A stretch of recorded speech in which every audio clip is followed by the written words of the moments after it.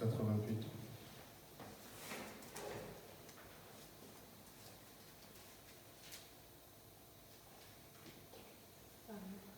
Amen. Éternel Dieu de mon salut, j'écris les jours et pendant la nuit devant toi, que ma prière parvienne à ta présence, tends l'oreille à mon cri, car mon âme est rassasiée des maux et ma vie touche au séjour de mort. Je suis compté parmi ceux qui descendent à la fosse, je suis comme un homme qui n'a plus de force. Je suis étendu parmi les morts, semblable à ceux qui sont transpercés et couchés dans un tombeau, à ceux dont tu n'as plus le souvenir et qui sont séparés de ta main. Tu m'as jeté dans une fosse profonde, dans les ténèbres, dans le bas-fond. Ta filaire s'apaisantit sur moi et tu m'accables de tous tes flots. Tu as éloigné de moi ce que je connais. Tu m'as rendu pour eux un objet d'horreur. Je suis enfermé et je n'ai pu sortir. Mon œil s'éteint de souffrance. Je t'invoque tous les jours, ô Éternel. J'attends vers toi les mains. Est-ce pour les morts que tu feras un miracle? Les défunts se lèveront-tu pour te célébrer? Retira-t-on de ta bienfaisance dans le tombeau, ta fidélité dans l'abîme des prédictions? Tes miracles sont-ils connus dans les ténèbres et ta justice dans la terre des lobus? Et moi, c'est toi, Éternel, que j'ai appelé au secours. Au matin, ma prière va au-devant de toi. Pourquoi, Éternel, repousses-tu mon âme? Me caches-tu ta face? Je suis malheureux et me repens de ma jeunesse. Je suis chargé de tes terreurs, je suis troublé. Les ardeurs de ta colère par-ci moi. Tes épouvantes me réduisent au silence. Elles m'environnent tous les jours comme des eaux. Elles m'enveloppent toutes à la fois. Tu es éloigné de moi, amis et compagnons. Ceux que je connais ne sont pas les ténèbres. Amen. Nous allons prier pour introduire les cultes d'aujourd'hui dans la main du Seigneur. Amen. Prions ensemble.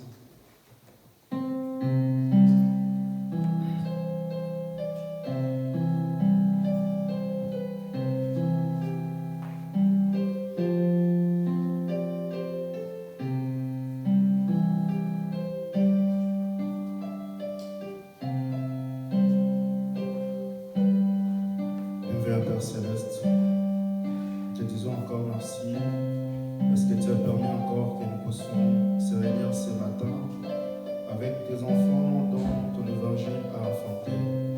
Père bien-aimé, tu savais que bien avant que le monde soit, nous serons réunis avec tes enfants.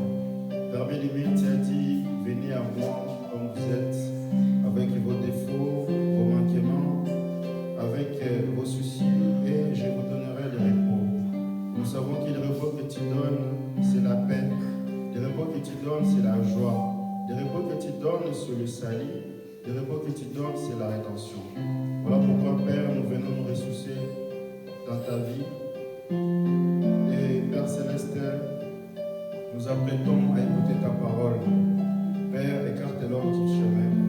Dispose la matrice de l'esprit par laquelle la parole doit passer. Pour le reste, ceux qui sont en route, guide-les à travers tes pas pour qu'ils puissent arriver ici en bonne santé. Pour le reste, nous nous soumettons à toi par le parfait nom du Seigneur Jésus-Christ. Nous avons ainsi prié. Amen.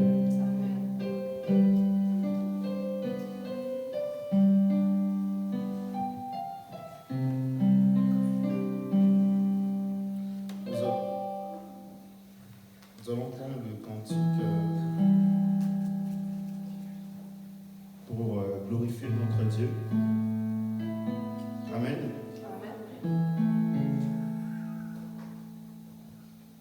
Je sais cette leçon.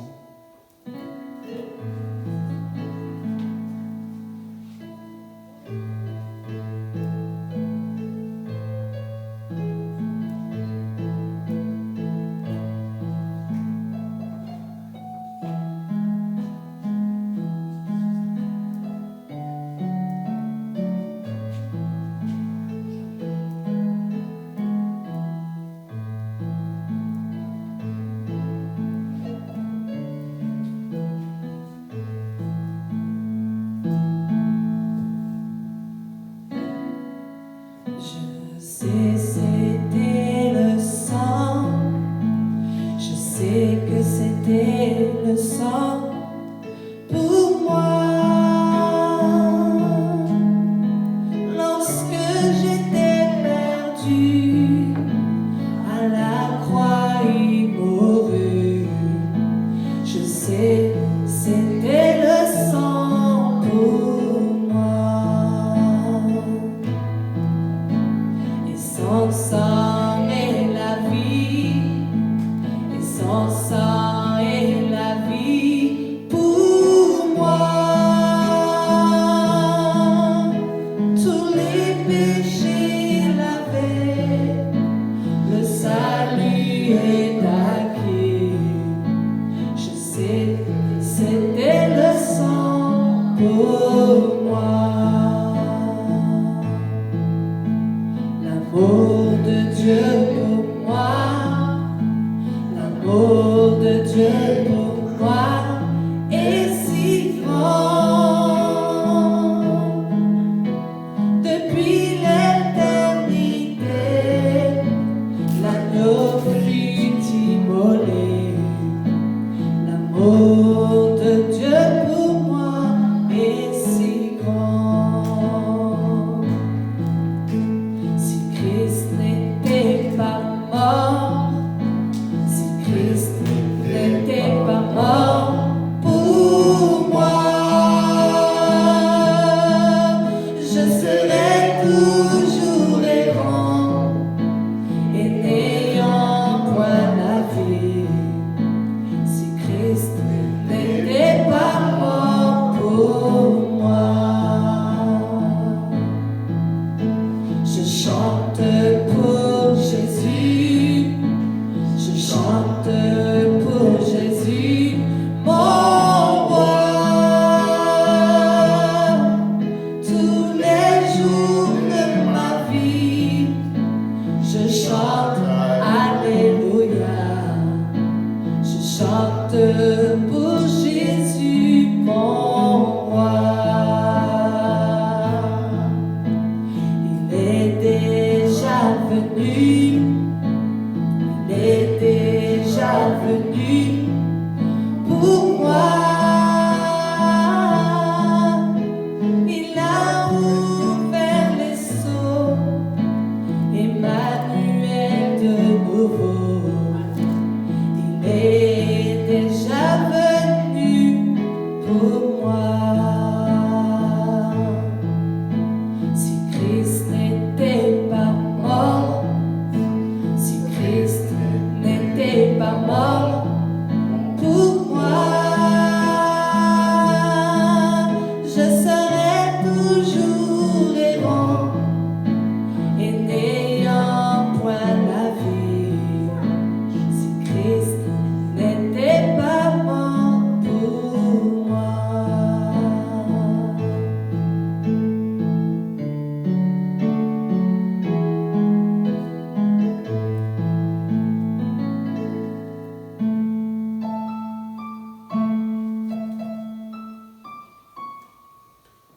Nous allons enchaîner directement dans le cantique. Nous marchons vers Sion. Je pense que vous connaissez la cantique.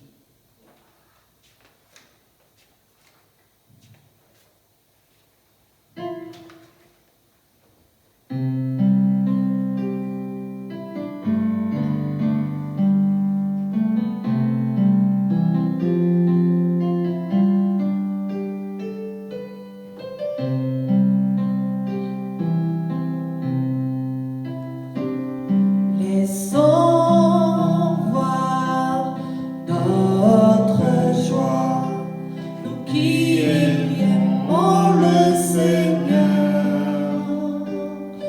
Joignons au chant un doux accord, joignons au chant un doux accord, et environnons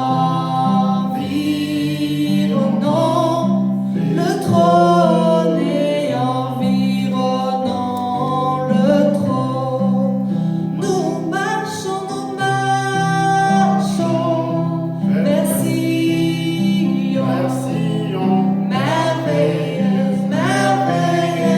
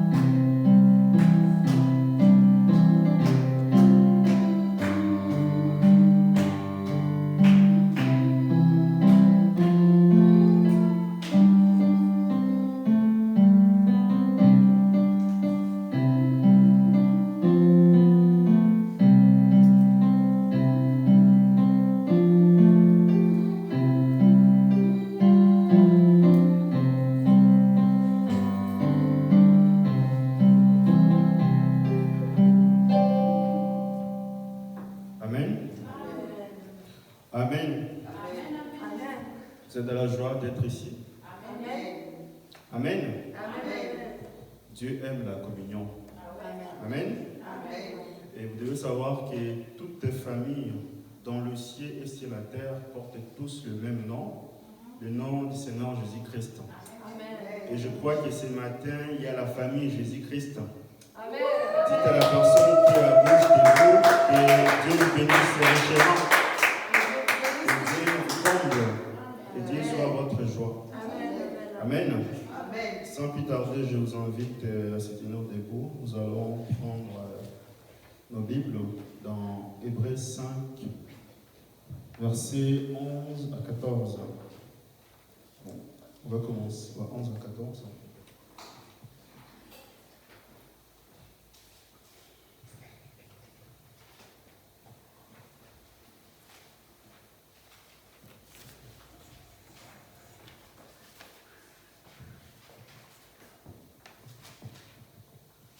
Amen.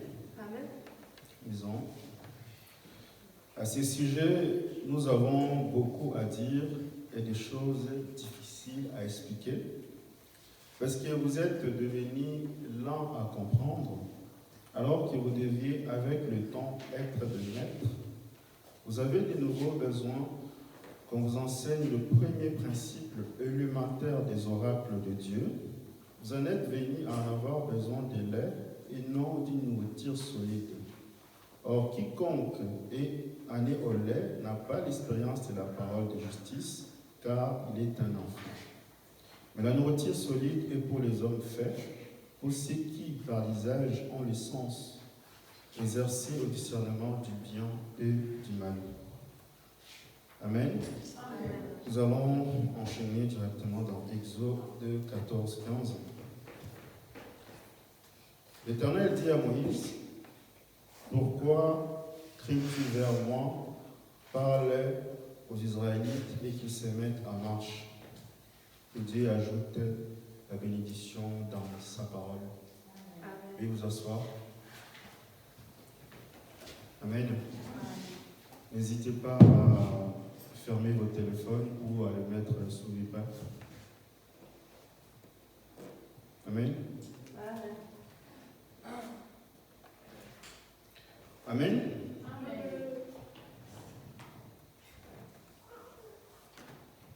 Donc nous continuons toujours avec notre thème, comment prier et comment Dieu répond à nos prières. Amen. Donc pour le mois prochain, on aura une édition spéciale. Parce que j'avais reçu souvent vos questions qui portent sur l'actualité du monde, sur les guerres que nous attendons en Russie, en Ukraine et tout.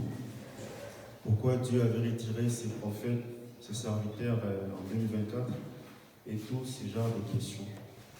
Amen. Et nous allons mettre un point dans notre enseignement que nous étudions ensemble avec vous. Et je pense que si Dieu le permet le mois prochain, on aura une édition spéciale. Retenez le thème, ça sera mise au point sur l'actualité du monde et du message. On va essayer un peu d'aborder la chronologie des événements depuis 1906 jusqu'à 2056. Comme ça, on verra avec l'appui de la Bible, bien sûr, ainsi que des citations, pour voir l'ère à laquelle nous vivons. Amen. Parce que vous devez savoir qu'à l'époque, lorsque les ennemis approchaient, il y avait un sentinelle qui était au-dessus de la tour. Et lorsque les ennemis approchaient, les sentinelles étaient là pour guider et voir de loin si les ennemis approchaient ou pas. Et quand ils voyaient les ennemis approcher, alors qu'est-ce qu'ils faisaient? Ils prenaient un bâton, ils sonnaient l'alarme pour que les gens soient toujours prêts, qu'ils ne puissent pas dormir sous l'ivresse du monde. Comme Paul disait, nous devons veiller. Et veiller, ce n'est pas vous devez rester avec les yeux ouverts toute la nuit, non. Quand Paul dit que vous devez veiller, c'est qu'il voulait dire que vous devez toujours être en accord avec la parole. Amen. C'est très important parce qu'aujourd'hui, comme la Bible, même les prophètes avaient l'habitude de le dire dans l'expectative, l'homme a tendance à croire des choses qui vont venir, des choses qui ont déjà passé, mais quant aux choses qui se passent maintenant, il ne peut pas voir. Amen. C'est la raison pour laquelle, lorsque le Seigneur Jésus-Christ disait aux disciples qui étaient là, aux pharisiens, il disait, lorsque vous voyez le ciel d'un teint clair, vous allez dire que non, demain, il va faire beau. Lorsque vous voyez le ciel d'un teint sombre, vous allez voir que demain, il va pleuvoir. Léa disait que vous savez discerner le signe du ciel, mais quant au signe du temps, vous ne savez pas discerner. Amen. Voilà pourquoi c'est très important qu'on puisse être toujours à jour et que vous soyez prêts. Parce que la terre est déjà vieille, il réclame que sa rétention. Il ne peut plus supporter les bombes atomiques. Amen. Donc on aura le temps par la grâce de Dieu. On verra comment Dieu va guider les choses. Ici, le mois de décembre va suffire à aborder tous ces points. Mais j'essaierai un peu de donner des petits résumés. Parce que je ne pense pas qu'on aura le temps de l'aborder depuis le début jusqu'à la fin. On va essayer de cibler des points clés. Amen. Donc, sans plus tarder, nous allons commencer. Est-ce que vous êtes prêts? Si vous êtes prêtes, on va commencer. Donc, la fois passée, on avait dit avec vous qu'un enfant, la seule manière que Dieu lui avait donnée pour demander quelque chose à Dieu, la seule manière que Dieu avait donné un bébé pour exprimer ses besoins, c'est de crier. Amen. Et c'est quand il crie, c'est là que sa maman vient avec les biberons pour l'allaiter. Vous allez voir qu'après, il ne va plus commencer à crier. Amen. On avait dit que l'enfant, premièrement, qu'est-ce qu'il fait? Il exprime les besoins. Après, ça passe par des cris. Et la maman lui donne quelque chose pour le calmer. Ça va être du lait, une petite attention et tout. Et une fois qu'il est calmé, il est satisfait. Amen. Nous allons maintenant prendre une citation et nous allons aller pas à pas. Amen. Vous y êtes? Nous allons prendre la citation « Le Dieu immuable » ou « Le Dieu immuable agissant de façon inattendue ». Prêché le 20 janvier 1962 à Phoenix, Arizona, USA. Paragraphe 24. Amen. Le prophète dit: ce juste est comme, eh bien, l'attitude mentale correcte envers toutes les promesses divines de Dieu manifestera cela si vous regardez simplement à cela et prenez soin de la parole comme il faut. Amen. En effet, c'est le Dieu infini qui a prononcé la parole de Dieu. Amen. Donc l'attitude mentale est correcte fera que Dieu puisse exaucer vos prières. Amen. Parce qu'il y a des personnes parmi nous, lorsqu'ils prient, ils prient de manière égoïste ou en s'enorgueillant. Quand ils prient, ils disent: oh Dieu, je viens chaque fois à l'église, je paye mes 1/10, je paye mes offrandes, alors Dieu, je veux ça. Amen. Là, on essaie de donner les ordres à Dieu. Et ça, ce n'est pas de la bonne façon. Or, quand nous prions, nous devons plutôt avoir une attitude qui est correcte. On vient en s'humiliant devant Dieu, en disant qu'on est des pécheurs, on ne mérite même pas de venir devant sa présence. Amen. Souvenez-vous de ces deux personnes. Il y avait les chefs religieux et les collecteurs d'impôts. Ils étaient allés dans le synagogue pour prier. Les chefs religieux s'étaient à part et les collecteurs d'impôts aussi étaient à part. Le chef religieux a pris la parole, il a commencé à prier Il dit, Seigneur, je paye tous mes 1/10, je viens chaque jour à l'église, je fais ceci, contrairement à ces collecteurs d'impôts. Alors les collecteurs d'impôts étaient là, ils s'est frappé plutôt la poitrine, ils disaient, Seigneur, je ne suis pas digne de venir devant toi. Amen. Je ne suis pas digne de tenir devant ta présence. Amen. Et le Seigneur Jésus-Christ dit, c'est ce dernier et non pas l'autre qui était digne devant Dieu, car quiconque se lève sera abaissé, et celui qui s'abaisse sera élevé. Amen. Votre attitude devant Dieu fera en sorte que Dieu puisse vous associer. Amen. Si vous venez avec un esprit d'orgueil, il ne va pas vous donner. Parce que la première des choses que Dieu fait, avant de vous donner quelque chose, il lit d'abord votre cœur. Quelle est votre intention? Quel est votre motif? S'ils ne sont pas justes devant Dieu, il ne vous donnera pas. Amen. C'est ce qui s'est passé à l'époque. On avait 2 pharisiens qui sont venus poser la question au Seigneur Jésus-Christ. Ils lui ont posé la question, par quelle autorité Jean-Baptiste a eu le droit de baptiser? Son autorité venait d'où? Comme le Seigneur Jésus-Christ connaissait leurs intentions, il a dit, je vous réponds par une question. Il dit, par quelle autorité Jean-Baptiste a eu le droit de baptiser? Celle de Dieu ou celle des hommes? Et ces 2 pharisiens sont partis au coin pour se concerter. Ils ont dit, si nous disons, l'autorité vient des hommes, les gens qui sont là vont nous lapider. Parce qu'ils croient que Jean était un prophète de Dieu.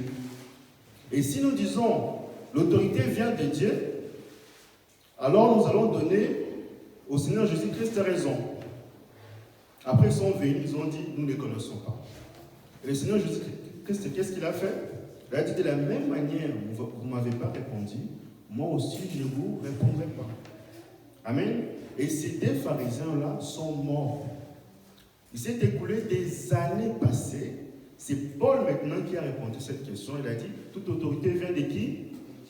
Amen. Que Dieu vous bénisse. Donc, quand vous venez auprès de Dieu, vous devez s'humilier premièrement. Car il a dit, quiconque s'élève sera abaissé, et celui qui s'abaisse sera élevé. Amen. C'est la raison pour laquelle les explorateurs du temple, lorsqu'ils étaient allés voir la pyramide, je pense que vous connaissez l'histoire. Quand ils étaient partis voir la pyramide, ils cherchaient la porte d'entrée. La pyramide était comme ça. Ils sont venus, ils étaient allés, ils ont commencé à chercher pour monter jusqu'ici. Ils ont pris une corde, ils ont lancé. Ça n'a pas tenu. C'est tombé. Ils ont essayé d'escalader la pyramide, ça ne tenait pas. Après, plus tard, ils ont découvert qu'il y avait une porte pour entrer dans la pyramide. Et lorsqu'ils sont entrés dedans, ils ont découvert que la seule manière d'arriver là au sommet, c'était de descendre. Amen. Il y avait un escalier qui était comme ça. C'est un exemple. Et lorsqu'ils entraient dans la porte, ils venaient là. Et quand ils venaient là, il y avait un balançoire qui était là comme une pierre. Avec le poids de leur corps, ça faisait descendre. Et quand ils descendaient, là c'était les hauts, là c'était les bas. Et quand ils arrivaient ici en bas, ça pivotait, ça faisait comme ça. Donc le bas ici devenait les hauts. Les bas devenaient les hauts. Et les hauts ici devenaient les bas. Amen. C'était ça qui le permettait d'arriver au sommet. Et de même, lorsque vous venez à Dieu, vous devez vérifier premièrement vos motifs, si vos intentions sont correctes. Amen. Et si vous voulez que Dieu puisse vous lever au-dessus, regardez de quelle manière vous pouvez vous agenouiller, de quelle manière vous pouvez vous abaisser. Amen. Et ne laissez jamais un esprit arrogant venir auprès de vous. Amen. Parce qu'aujourd'hui, nous avons beaucoup de personnes, même quand ils se lancent dans des projets, vous savez, quand on donne des avis, il y a certains qui proposent, moi je veux ça, lui dit non, je veux ça.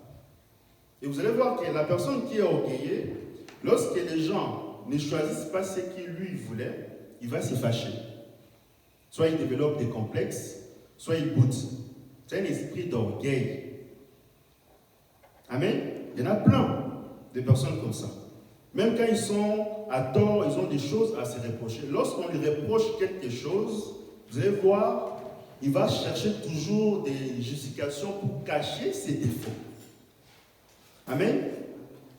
Ce sont ces genres de personnes qui ne supportent pas qu'il y ait de la divergence. Amen. Et même quand vous partez aux États-Unis,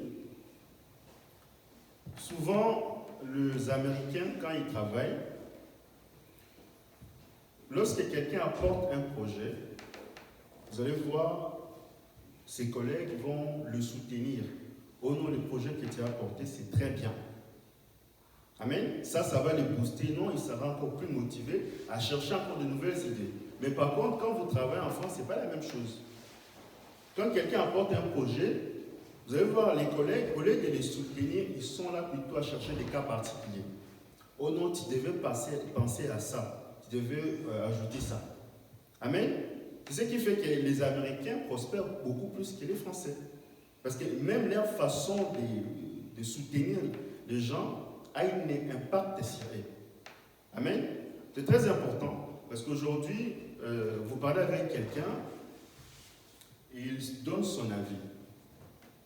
Et vous dites, moi, ce que tu dis, je ne suis pas d'accord avec ça.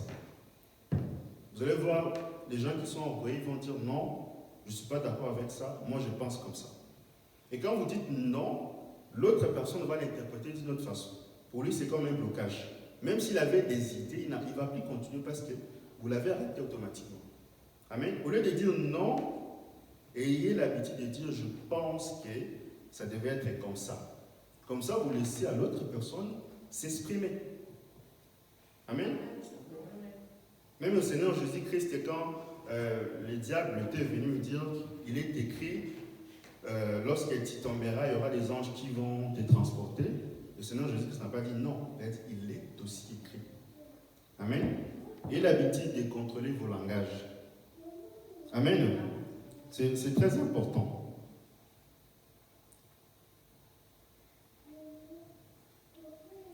Et aujourd'hui aussi, nous avons des personnes, quand ils sont en famille, comme lui, il sait qu'il est orgueilleux, ils ont des problèmes avec son frère, au lieu de trouver un moyen d'arranger ensemble, vous allez voir que bon, il va aller plutôt dire à sa famille, à partir d'aujourd'hui, vous n'aurez plus à aller visiter votre oncle parce que moi, avec lui, on ne s'attend pas. Amen. Alors que la parole dit, quand il y a un problème dans une famille, il y a une procédure à suivre. Quand il y a un problème avec ton frère, avec ta sœur, la Bible dit, va vers ton frère. Et les enfants, comme ils suivent ce que leurs parents disent, ils n'ont pas le courage de leur dire, oh non, papa, ce que tu as dit, on a écouté ce que tu as voulu dire par là, mais nous voulons aussi écouter ce que l'oncle va dire. Parce qu'on ne peut pas amener quelqu'un en justice sans d'abord l'avoir écouté. Ça ne se fait pas. Amen. Et quand vous voyez comme ça, toute la famille entre dans une discorde et ils ne vont plus s'attendre. Amen. Nous continuons. 39. Il dit, ils avaient une crèche, alors qu'ont-ils fait? Ces petits bébés qu'ils avaient dans une crèche étaient les puissants rois, ils l'ont rejeté. Oui, pourquoi? Il n'est pas venu conformément à leur attente, et mes amis, vous pouvez penser que c'était une chose affreuse, effectivement, mais vous savez, nous sommes coupables de la même chose. Nous sommes coupables de la même chose. J'attire votre attention sur cette partie. Nous demandons des choses à Dieu et puis nous faisons un tour. Et s'il ne déverse pas quelque chose sur nous et ne nous donne pas quelque chose que nous pensons que nous devions avoir, alors nous retournons simplement cela. Vous voyez, ne faites pas cela. C'est ici que le bébé se fâche. Amen. Quand il demande quelque chose à Dieu, Dieu ne lui donne pas, bon, il se fâche. Demain, il ne vient plus à l'église. Je n'ai pas dit que l'église sauve. Je n'ai pas dit ça. Parce qu'on avait vu avec vous le dimanche passé, le prophète a dit dans l'exposé, en aucun cas, j'ai essayé d'amener les gens vers moi, ni s'attacher à mon église. L'église ne sauve pas. Amen. Mais ce que je désire, c'est de voir que les gens puissent développer une relation intime avec Dieu, selon laquelle ils deviennent des nouvelles créatures vivant selon sa parole.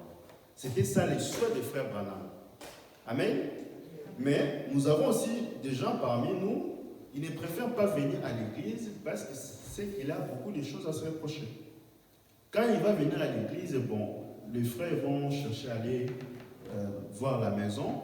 Comme il sait qu'il mène une mauvaise vie, il ne va pas vouloir que les gens puissent la visiter. Amen. Vous savez qu'il a des copines, il sait que non, comme je ne suis pas en règle avec la parole, je ne veux pas que les gens puissent venir pour moi. Et qu'est-ce qu'ils font? Ils vont chercher les bandes à écouter. Ils vont dire, nous allons écouter les bandes, juste un petit peu, on va écouter les bandes. Et c'est ça la race de Satan. Amen. Ce n'est pas tout le monde qui a la capacité d'écouter Dieu parler. Vous pouvez écouter les bandes chaque jour, mais si Dieu ne vous donne pas la révélation d'attendre ce qu'il veut dire, vous ne pouvez pas comprendre. Voilà pourquoi dans Dieu dévoilé, paragraphe 21, quand vous le lisez, le prophète a dit que j'espère, vous qui écoutez mes bandes, là il s'adressait à nous. Il dit, vous qui écoutez mes bandes, j'espère et je vais croire que vous avez réussi une compréhension spirituelle d'attendre ce que Dieu veut vous dire sans le dire ouvertement devant vous. Vous êtes la seule à capter cela. Vous pouvez être dans une foule, vous êtes devant le stade, il y a beaucoup de gens qui sont là, mais lorsque votre mari parle, vous êtes la seule à écouter. Les autres ne vont pas écouter, mais vous êtes la seule. Amen. C'est ce qui s'est passé à l'époque quand le frère Branham est baptisé sur la rivière Oyo. Lorsqu'il baptisait à la 17e personne, il a écouté une voix venant du ciel. Dieu lui a dit, de la même façon, j'ai envoyé Jean-Baptiste pour préparer ma première venue. Moi, je t'envoie pour préparer ma seconde venue.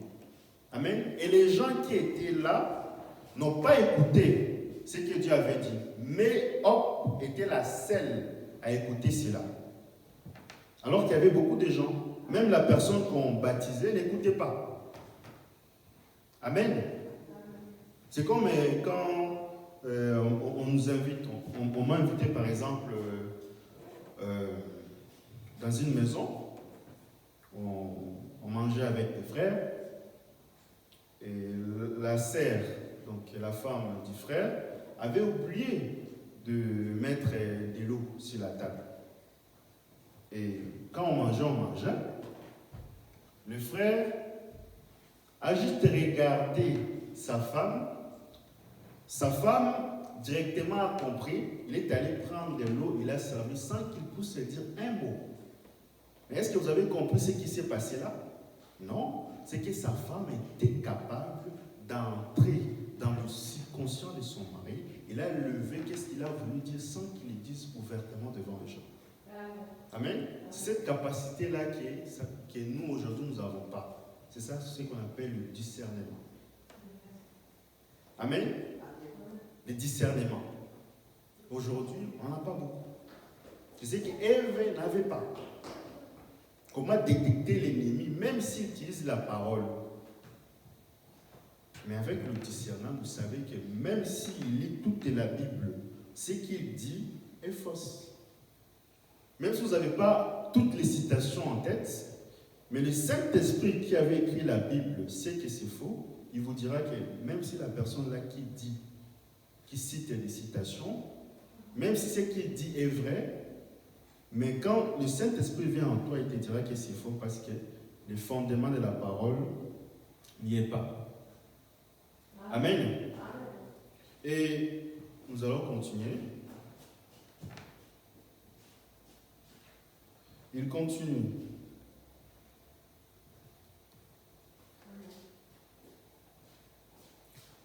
Dans le livre de Hébreux 5, on avait lu avec vous, on avait dit que Paul, je vais les relire pour une meilleure compréhension. Paul dit, à ce sujet, nous avons beaucoup à dire et des choses difficiles à expliquer parce que vous êtes devenus lents à comprendre alors que vous deviez avec le temps être de maître. Or, Paul, lui, quand il reprochait aux pharisiens qui étaient devant lui, ce n'était pas des bébés comme on peut l'imaginer, c'était des personnes adultes. Amen. C'était des personnes qui venaient tout le temps à l'église. Ils ont fait plus de 10 ans. Mais quand Paul regardait leur vie, c'était encore des bébés.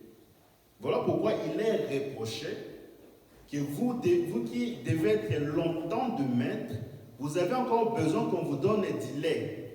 Or, quiconque est au lait, c'est encore un bébé. Si vous donnez à un bébé du poulet, vous le cherchez à le tuer parce qu'il n'a pas les dents pour croquer. Il n'a pas ça. Amen. Maintenant, nous allons distinguer qu'est-ce que Paul appelle le bien et le mal. Parce que vous devez savoir qu'un bébé ne sait pas faire la différence entre ce qui est bien et ce qui est mal. Amen. Nous allons maintenant le distinguer.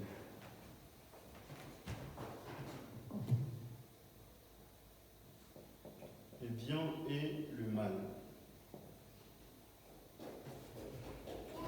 Amen.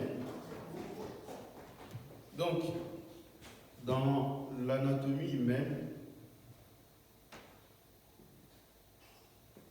nous allons distinguer les 3 types de corps. Nous allons distinguer les corps d'un adulte,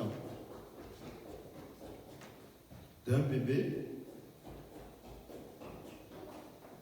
et d'un animal. Amen.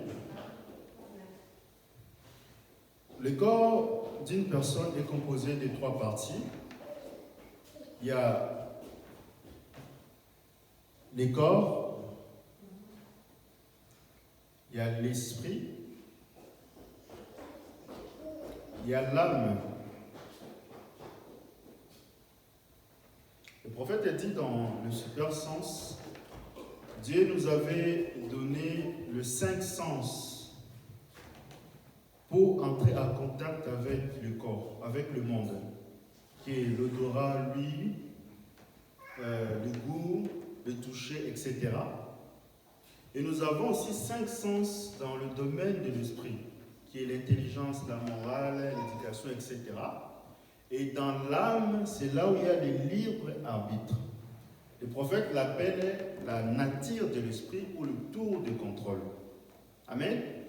Un adulte sait faire la différence entre ce qui est bien et ce qui est mal. Mais qu'en est-il d'un bébé? Un bébé a le même composant, corps, esprit, âme. Mais dans l'âme d'un bébé, il n'y a pas de libre arbitre.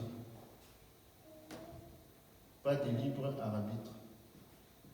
Un enfant ne sait pas faire la différence entre ce qui est bien et ce qui est mal. Et c'est la raison pour laquelle, lorsqu'on nous avait invités dans une famille, il y avait 2 petits-enfants, 2 jumeaux, qui essayaient de chercher la prise pour aller jouer avec ça. Et leur mamie était là, ils les empêchaient, parce que les enfants, ils ne comprenaient pas que la prise était dangereuse pour eux. Amen. Ils ne savaient pas, ils continuaient toujours d'aller. Quand on les empêchait, ils continuaient toujours d'aller. Pour eux, c'était une façon que ce que maman dit, c'est bien. Ils continuaient toujours. Amen. Donc, un enfant ne sait pas faire la différence entre ce qui est bien et ce qui est mal. Et lorsqu'un enfant meurt, il va tout droit dans la présence de Dieu. Peu importe les origines de leurs parents, qu'ils soient des chrétiens ou des païens, il va directement dans la présence de Dieu. Parce qu'un enfant ne sait pas faire la différence entre ce qui est bien et ce qui est mal. Dieu ne peut pas le juger. Il va le juger sur base de quoi? Amen. C'est ce qui fait que quand nous allons arriver au ciel, il ne faut pas que vous soyez étonnés. N'hésitez pas à prendre l'enfant. Et quand nous allons arriver au ciel, ne soyez pas étonnés que vous, avec vos enfants, vous ayez le même âge. Que ça ne vous donne pas. Amen. Parce que le Seigneur Jésus-Christ avait dit, n'appelez personne ici sur cette terre votre Père. Lui seul est votre Père. Amen. Pourquoi il avait dit cela? Parce que nous, quand nous venons dans le monde, nous avons un papa, nous avons une maman, nous avons un grand-père. Amen. Amen. Mais quand nous venons dans ce monde, cela ne veut pas dire que le papa est plus âgé que vous. Non. C'est juste que Dieu l'avait placé là avant vous pour que vous puissiez sortir. Amen. Quand Adam avait péché, moi et toi on était dedans. Amen. Quand Abraham, lorsqu'il revenait de la défaite du roi, il a rencontré Melchisedec. Abraham a payé la dîme de Lévi. Or, Lévi était qui? Son arrière-petit-fils. Est-ce qu'un enfant peut travailler? L'enfant qui était dans ses entrailles. Mais Abraham, il paya sa dîme. Quand Abraham combattait, Lévi aussi était en lui. Amen. C'est ce qui fait que lorsque le frère Branham était allé dans l'au-delà, il a rencontré sa fille Sharon Rose. Quand il a vu Sharon Rose est venue vite l'encercler. Il a dit papa. Et pourtant, dans le monde, il était encore un enfant lorsqu'il avait quitté le monde. C'était encore un bébé. Amen. C'est ça la théophanie. Donc, si vous voulez voir les corps que vous aurez de l'autre côté, regardez votre photo à l'âge de 21 ans. C'est ça les corps là que vous allez voir là. Amen. Et nous allons continuer.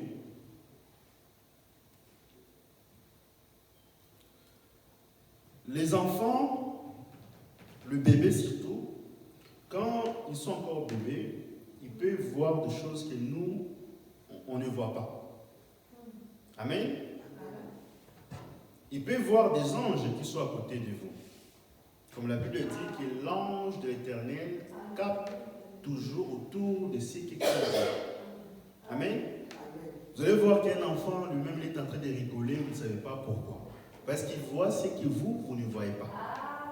Amen. Pourquoi? Parce que quand Dieu avait créé l'homme, lorsque un bébé arrive dans le monde, il n'a pas la faculté de parler. Amen. Et comme il ne peut pas parler, Dieu, qu'est-ce qu'il fait? Il augmente sa capacité de la vie. Il peut voir certaines choses que moi et toi, nous ne pouvons pas voir. C'est exactement chez les animaux. Au pays, vous voyez des chiens qui crient la nuit, vous ne savez pas pourquoi. Qu'est-ce qu'ils voient et moi et toi, on ne voit pas. Parce que les animaux, vous devez savoir qu'ils ont un corps, ils n'ont pas d'esprit, ils agissent par l'instinct. Les animaux n'ont pas d'âme. Amen. On va lire pour éclaircir ça. Nous allons prendre le livre des Nombres, Nombre 22. Nombre 22.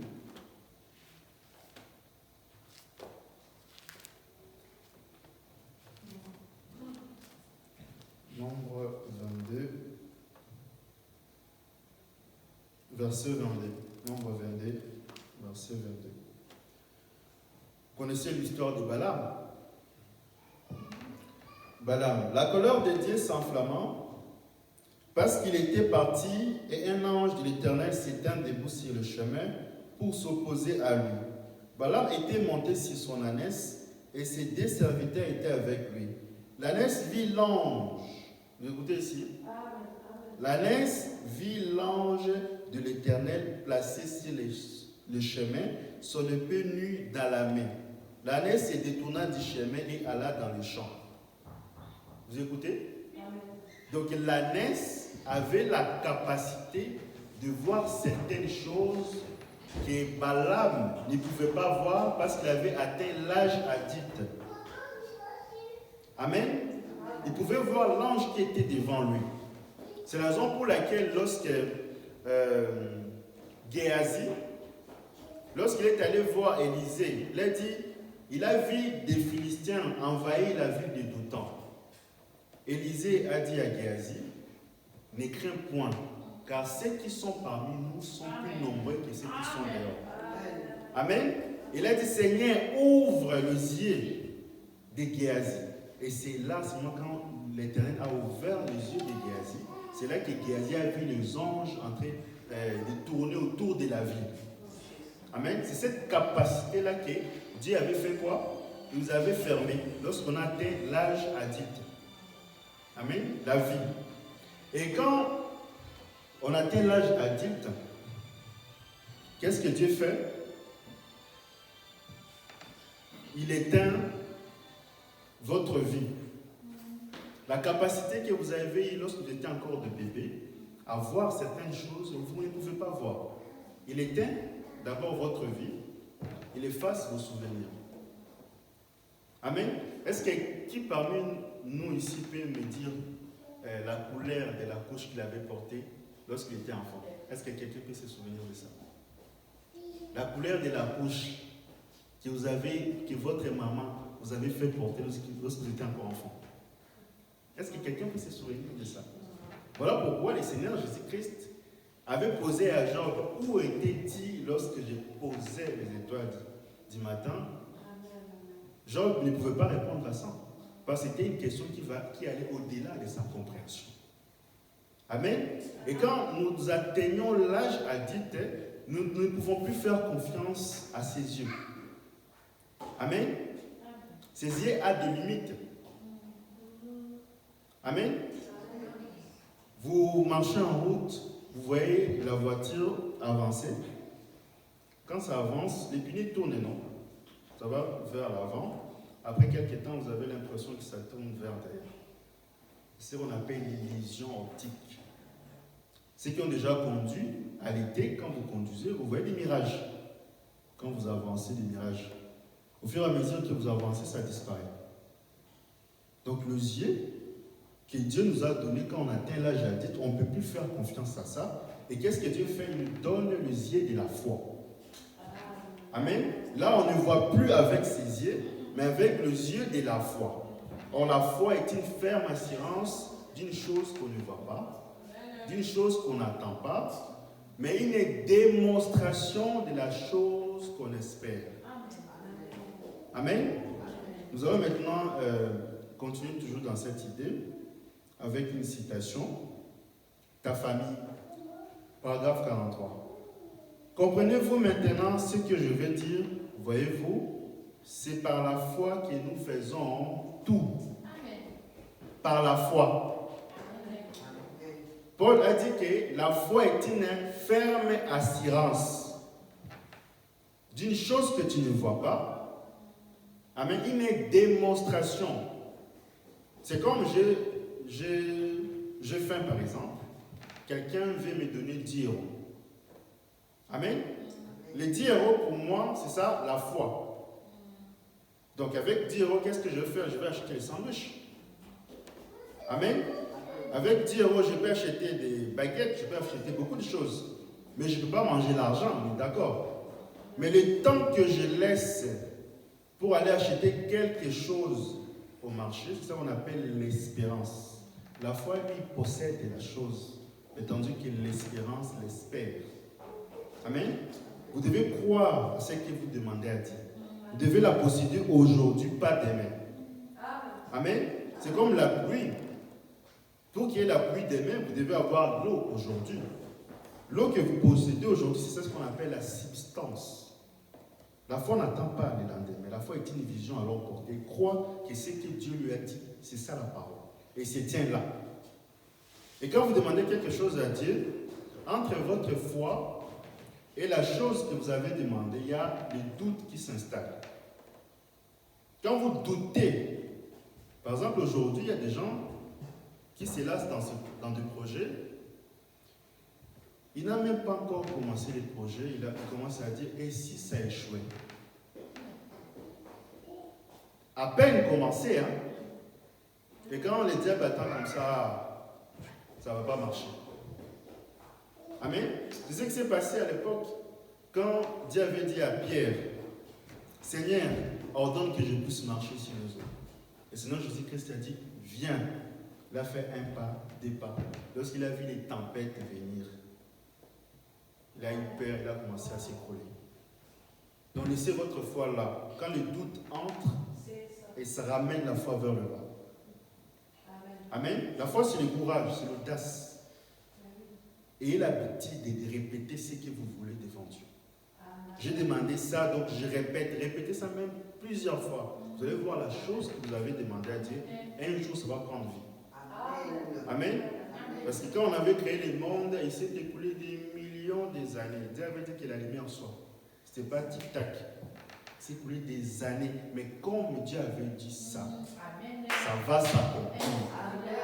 Amen. Et vous devez croire. Si vous ne croyez pas, il n'y aura personne qui va croire à votre place. Amen.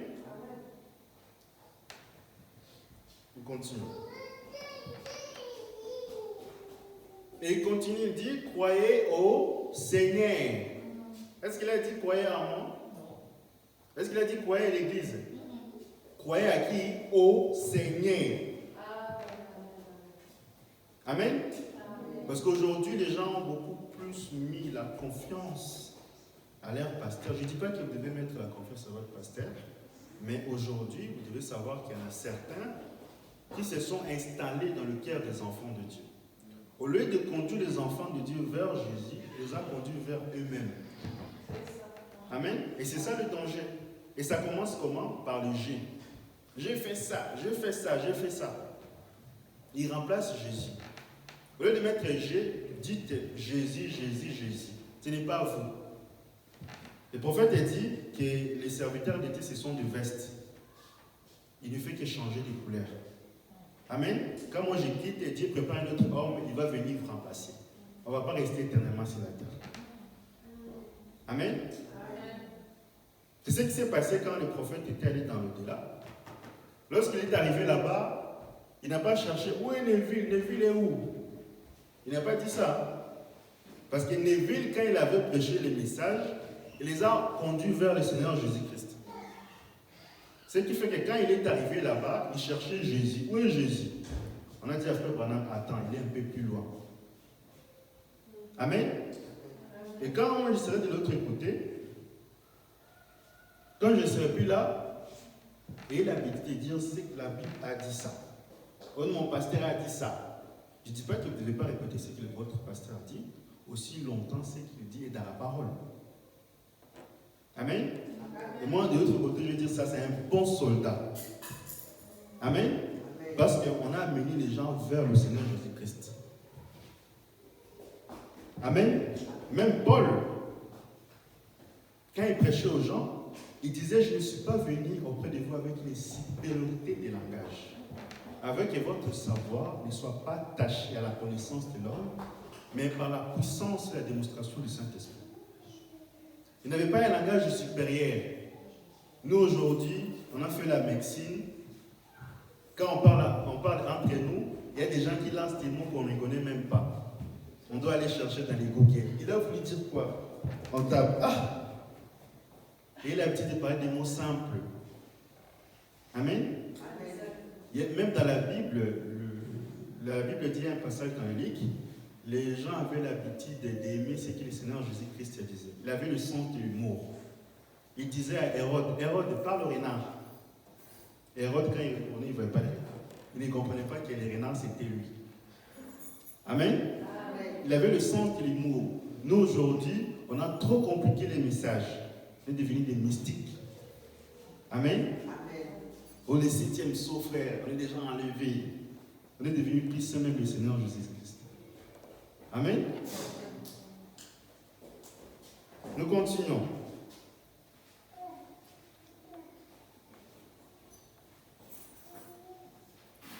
Croyez au Seigneur pour un emploi. Vous écoutez? Croyez au Seigneur pour un emploi. Dieu connaît vos besoins mieux que quiconque. Amen. Parce qu'au pays, on a des gens qui ont cette habitude-là. Oh non, on est venu accompagner les autres. Oh non, les autres réussissent. Dites toujours comme ça. Vous allez toujours pour accompagner les autres. Amen. Ce que vous dites, c'est ce qui va s'accomplir. Parce qu'on a créé ce monde avec la parole. Voilà pourquoi il y a toujours l'habitude de dire des bonnes choses envers vos enfants, avec vos projets, tout. Dites toujours du bien. Et un jour, cette parole prendra vie dans votre famille. Amen. On continue. Croyez au Seigneur pour qu'il cherche, pour qu'il vous donne la femme qu'il vous faut. Croyez au Seigneur pour qu'il vous donne le mari que vous devez épouser. Amen. Vous devez savoir que dans la vie d'un homme et d'une femme, il y a des choses. Il y a des décisions très importantes qu'on fait dans la vie. La première, c'est le choix d'un pasteur, parce qu'il va vous amener vers Dieu. Votre salut est attaché à lui. Et la deuxième des choses, le choix d'un conjoint ou d'une conjointe. Amen. Parce qu'aujourd'hui, nous avons beaucoup de nos sœurs, de nos frères. Et bon, quand ils viennent à l'église, ils prient que Dieu puisse donner un mari. Ils regardent d'abord premièrement l'argent. Est-ce que les frères ont l'argent? Et d'autres, les frères, ils regardent la taille. Quand ils voient la sœur, elle est bien taillée. Ah! Amen. Donc aussi, on était à l'époque de frère Branham, lui qui n'avait même rien. Quand il avait épousé Hop, il avait juste le lit. Il n'avait même pas d'endroit pour dormir. Et $3 dans son compte. Amen. Nous, aujourd'hui, on veut tout. Amen. Ah. Et il y en a aussi, on m'avait posé une question. Je vais essayer de répondre ça. Quelqu'un d'autre vous posera. Je m'avais posé la question de savoir si une sœur peut épouser une personne sans papier. Je l'avais répondu, est-ce que Joseph, quand il avait épousé Asna, est-ce qu'il avait des papiers ou pas? Parce qu'Asna était la fille de Pharaon. Il n'avait pas de papiers. Mais aussi longtemps que le frère a un amour sincère envers la sœur, et vice-versa. Amen. Parce que le danger, c'est quand on sait que le frère, lui, dans ses intentions, c'est d'avoir le papier, après, il va juste laisser la sœur comme ça. C'est ça qui est mauvais. Amen. Et quand c'est comme ça, parce que vous devez savoir que pour connaître quelqu'un, ne regardez pas ce qu'il dit, regardez ce qu'il fait. Donc vous voyez, les comportements, la façon dont il agit envers la sœur n'est pas correcte. Vous devez savoir que ce qu'il dit, c'est juste des paroles à l'air. Amen. Et quand c'est comme ça, qu'est-ce qu'on fait? On convoque le frère. Là, on dit à la sœur, attends d'abord. Attends, hein, on sait que tu brilles. On va traiter maintenant avec le frère. On va prier sérieusement. Et quand on prie sérieusement, on demande à Dieu, Seigneur, c'est ton fils.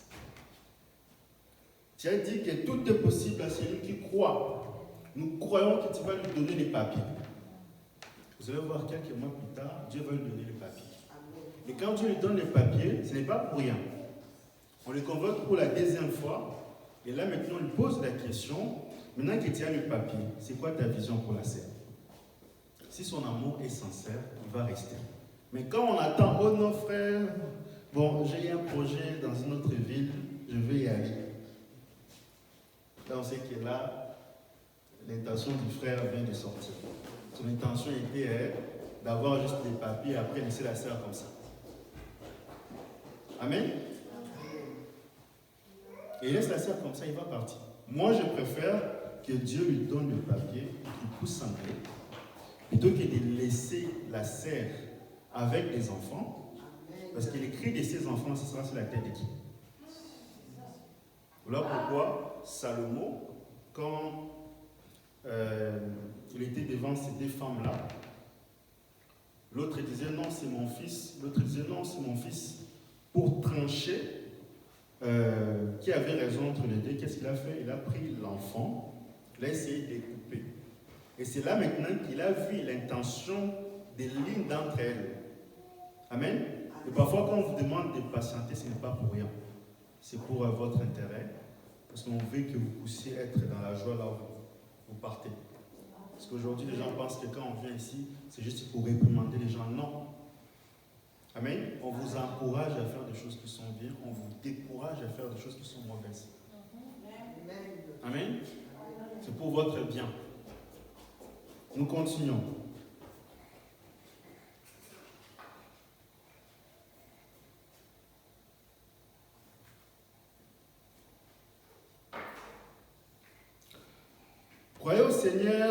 Croyez au Seigneur pour tout. Croyez au Seigneur pour qu'il vous envoie des nouveaux meubles. Les gens qui veulent se déménager là, il faut croire au Seigneur. Il ne faut pas croire à la banque que je vais endetter, non. Ou quand le pot se vide et que la crèche s'assèche, quand il n'y a pas de nourriture et que les enfants sont affamés. Amen. Vous êtes en découvert dans la banque, vous n'avez pas les moyens de payer la maison. Le prophète dit qu'il faut croire au Seigneur. Amen. Parce que lui, il a dit qu'un oiseau du ciel ne peut pas tomber sans qu'il sache. Amen. Les oiseaux du ciel ne travaillent pas, mais Dieu les nourrit. À plus forte raison, vous. Amen. À plus forte raison, vous. Donc, Dieu a des obligations envers ses enfants. Il a des responsabilités. Ce n'est pas comme des papas qui abandonnent leurs enfants. Non, Dieu n'est pas comme ça. Quand vous décidez à suivre Jésus, il a des responsabilités envers vous. Amen. Il a des responsabilités envers vous. Élie ne travaille pas, mais les corbeaux venaient lui donner à manger. Amen. Il ne travaille pas. Quand vous décidez à suivre Jésus, sachez que Dieu a des responsabilités. Et il ne se soucie que de ses enfants. Amen. Parce qu'il est là pour vous donner tout ce que vous désirez. Amen. Vous devez croire en lui. Amen. Ce n'est pas quelqu'un qui dicte ses enfants. Ce n'est pas un dictateur. Amen. Vos iniquités n'empêcheront pas que Dieu accomplisse une promesse dans votre vie. Ça n'empêchera pas Dieu. Il vous donnera au moment opportun. Amen. Au moment qu'il faut. Amen. C'est le Dieu d'inattendu. Là où vous ne pouvez même pas vous attendre, c'est là qu'il vient. Amen. Et vous devez croire à cela. Amen. Comme l'heure est avancée, nous allons clôturer pour aujourd'hui. Amen. Que le Seigneur Jésus-Christ vous bénisse. Nous allons nous lever.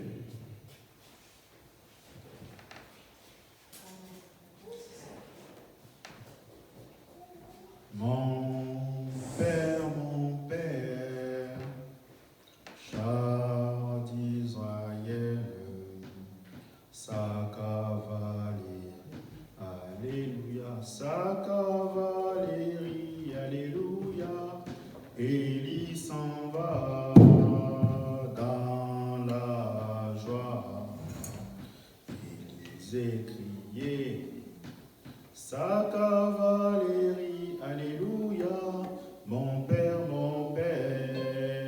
chant d'Israël, sa cavalerie, alléluia, sa cavalerie, alléluia, Jean s'en va dans la joie, Jésus criait, sa cavalerie, alléluia.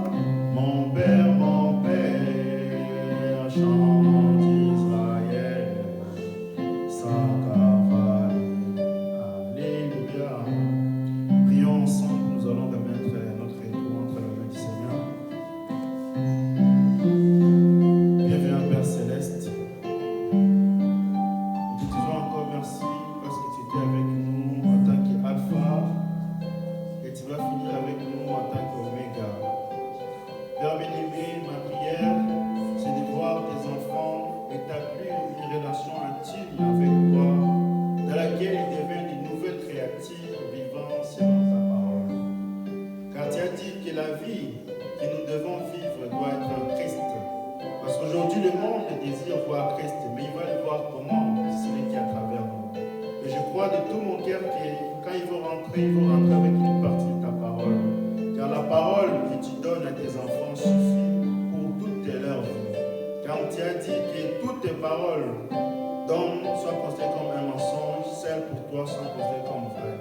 Et nous croyons à ta parole parce que tu n'es pas un homme pour mentir. Et Père bien-aimé, tes enfants ont besoin que tu puisses les bénir. Et nous croyons que toi, tu es celui qui exauce tes enfants. Tu ne viens jamais en retard, mais tu viens au moment opportun. Et je crois de tout mon cœur que tu as donné à tes enfants. Pour celui qui avait besoin de la bénédiction, tu nous as donné la bénédiction. Celui qui avait besoin du Saint-Esprit, tu nous as donné le Saint-Esprit. Celui qui avait besoin que tu donnes les papiers, tu lui as donné les papiers, Père Céleste. Et je crois de tout mon cœur, Père Céleste, tu continueras toujours à les donner parce que ce sont tes enfants. Père bien-aimé, nous remettons le programme du mois prochain entre tes mains. Toi, sois le guide dans tout ce que nous allons faire, Père. Et pour le reste, nous nous soumettons à toi. Par le parfait nom du Seigneur Jésus-Christ, nous avons ainsi prié. Amen.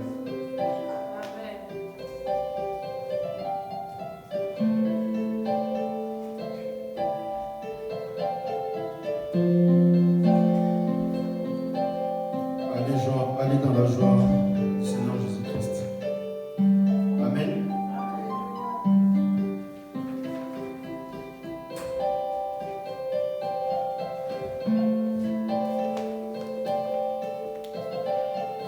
Amen.